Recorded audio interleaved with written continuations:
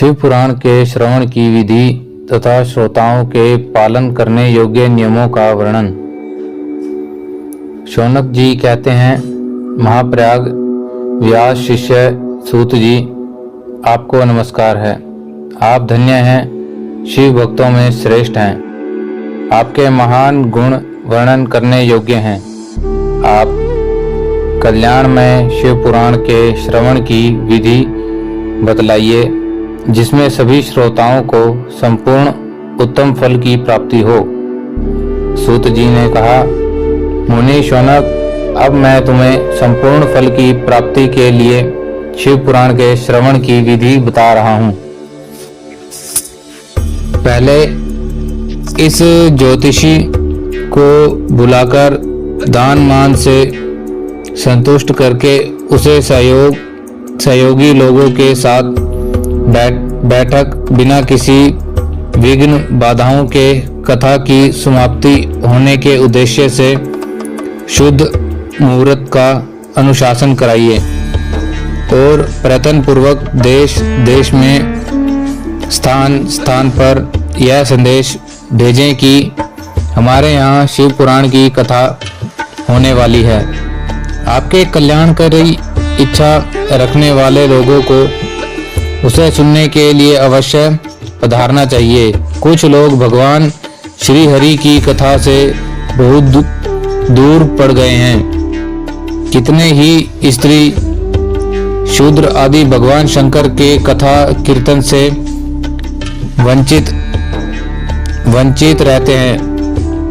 उन्हें उन सबको भी सूचित हो जाए, ऐसा प्रबंध करना चाहिए। देश देश में जो भगवान शिव के भक्त हों तथा शिव कथा के कीर्तन और श्रवण के लिए उत्सुक हों, उन सबको आदरपूर्वक बुलवाना चाहिए और आए हुए लोगों का सब प्रकार से आदर सत्कार करना चाहिए।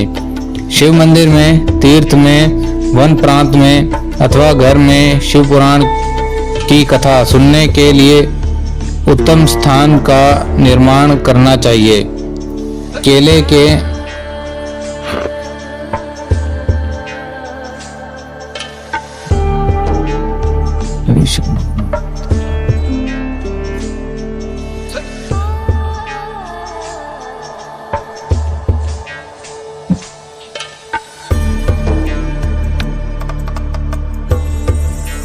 के खंभों से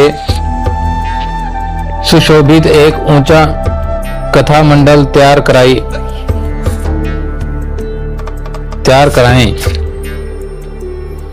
उसे सब और फल पुष्प आदि से तथा सुंदर चंदों से अलंकृत करें और चारों ओर ध्वजा पताका लगाकर तरह तरह के सामानों से सजाकर सुंदर शोभा संपन्न बना दें। भगवान शिव के प्रति सब प्रकार से उत्तम भक्ति करनी चाहिए। वही सब तरह से आनंद का विधान करने वाली है। परमात्मा भगवान शंकर के लिए दिव्य आसन का निर्माण करना चाहिए तथा कथा वाचक के लिए भी एक ऐसा दिव्य आसन तैयार करना चाहिए जो उनके लिए सुखद हो सके। मुने नियम पूर्वक कथा सुनने वाले श्रोताओं के लिए भी यथा योग्य सुंदर स्थानों का व्यवस्था करनी चाहिए। उन लोगों के लिए साधारण स्थान ही रखने चाहिए जिसके मुख से निकली हुई वाणी देहधारियों के लिए कामधेनु के समान अभीष्ट फल देने वाली होती हैं। उस पुराण वेता विद्वान वक्ता के प्रति तुच्छ बुद्धि कभी नहीं करनी चाहिए। संसार में जन्म तथा गुणों के कारण बहुत से गुरु होते हैं, परंतु उन सब में पुराणों का ज्ञाता विद्वान ही परम गुरु माना जाता है। पुराण वेता पवित्र, दक्ष, शांत, ईर्ष्या पर विजय पाने वाला, साधु और दयालु होना चाहिए। ऐसा प्रवचन कुशल विद्वान इस पुण्यमयी कथा को कहे। सूर्योदय से आरंभ करके 3.5 पहर तक। उत्तम बुद्धि वाले विद्वान पुरुष को शिव पुराण कथा समयक रीति से बांचनी चाहिए। मध्याह्न काल में 2 घड़ी तक कथा बंद रखनी चाहिए, जिससे कथा कीर्तन से अवकाश पाकर लोग मलमूत्र का त्याग कर सकें। कथा प्रारंभ के दिन से एक दिन पहले व्रत ग्रहण करने के लिए वक्ता को शोर करा लेना चाहिए। जिन दिनों कथा हो रही हो उन दिनों प्रयत्न पूर्वक प्रातः काल का सारा नित्यक्रम संक्षेप से ही कर लेना चाहिए। वक्ता के पास उसकी सहायता के लिए एक दूसरा वैसा ही विद्वान स्थापित करना चाहिए, वह भी सब प्रकार के संशयों को निवृत्त करने में समर्थ और लोगों को समझाने में कुशल हो। कथा में आने वाले विघ्नों की निवृत्ति के लिए गणेश जी का पूजन करें।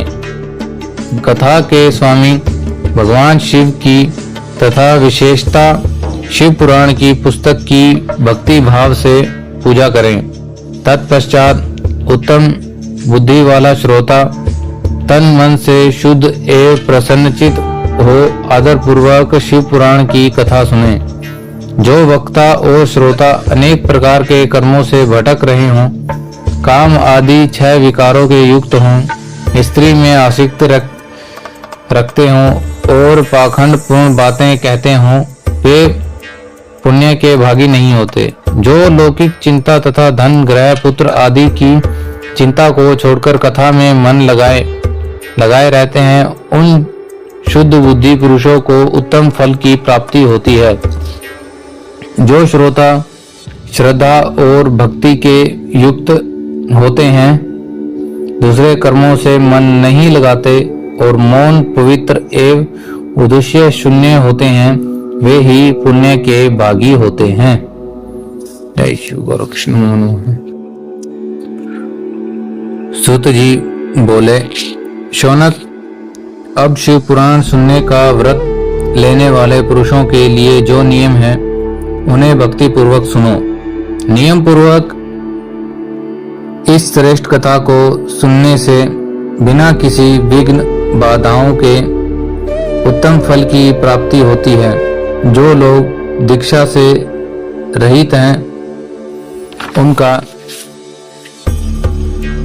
उनका कथा श्रवण में अधिकार नहीं है। अतः मुने कथा सुनने की इच्छा वाले सब लोगों को पहले वक्ता से दीक्षा ग्रहण करनी चाहिए। जो लोग नियम से कथा सुने उनको ब्रह्मचर्य से रहना, भूमि पर सोना, पत्तल में खाना और प्रतिदिन कथा समाप्त होने पर ही अन्न ग्रहण करना चाहिए। जिसमें शक्ति हो वह पुराण की समाप्ति तक उपवास करके शुद्धता पूर्वक भक्ति भाव से उत्तम शिव पुराण को सुने। इस कथा का व्रत लेने वाले पुरुष को प्रतिदिन एक ही बार हविष्यात्र भोजन करना चाहिए। जिस प्रकार से कथा श्रवण का नियम सुख पूर्वक सध सके वैसे ही करना चाहिए। गरिष्ठ अन्न, दाल, जला अन्न, सेम, मसूर, भाव दूषित तथा बासी अन्न को खाकर कथाव्रती पुरुष कभी भी कथा न सुने जिससे कथा का व्रत ले रखा हो। वह पुरुष प्याज, लहसुन, हींग, गाजर, मादक वस्तु तथा आमिष कही जाने वाली वस्तुओं को त्याग दे।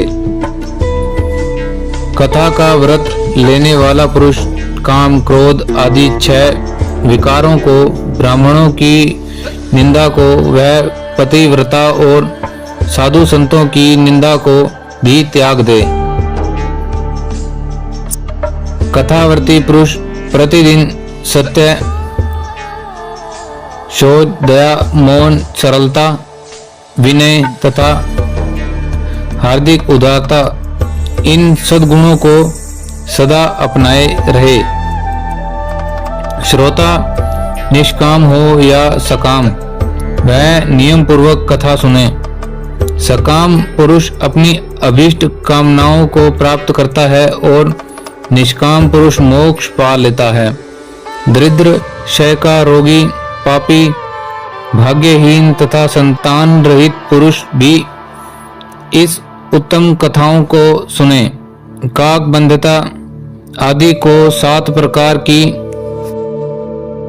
दुष्टा स्त्रियां हैं, वे तथा जिसका गर्भ गिर जाता हो वह, इन सभी को शिव पुराण की उत्तम कथा सुननी चाहिए। उन्हें स्त्री हो या पुरुष, सबको यत्न पूर्वक विधि विधान से शिव पुराण की यह उत्तम कथा सुननी चाहिए। महर्षि इस तरह शिव पुराण की कथा के पाठ एवं श्रवण संबंधी यज्ञोत्सव की समाप्ति होने पर श्रोताओं को भक्ति एवं प्रयत्न पूर्वक भगवान शिव की पूजा की भांति पुराण पुस्तक की पूजा करनी चाहिए। तदंतर विधि पूर्वक वक्ता का भी पूजन करना चाहिए आवश्यक है। पुस्तक को आच्छादित करने के लिए नवीन एवं सुंदर बस्ता बनावें और उसे बांधने के लिए दृढ़ एवं दिव्य डोरी लगावें, फिर उसका विधिवत पूजन करें। मुनि श्रेष्ठ इस प्रकार महान उत्सव के साथ पुस्तक और वक्ता की विधिवत पूजा करके वक्ता की सहायता के लिए स्थापित हुए। पंडित का भी उसी के अनुसार धन आदि के द्वारा उसके कुछ ही काम सत्कार करे। वहां आए हुए ब्राह्मणों को अन्न धन आदि दान करें। साथ ही गीत वाद्य और नृत्य आदि के द्वारा महान उत्सव रचाएं।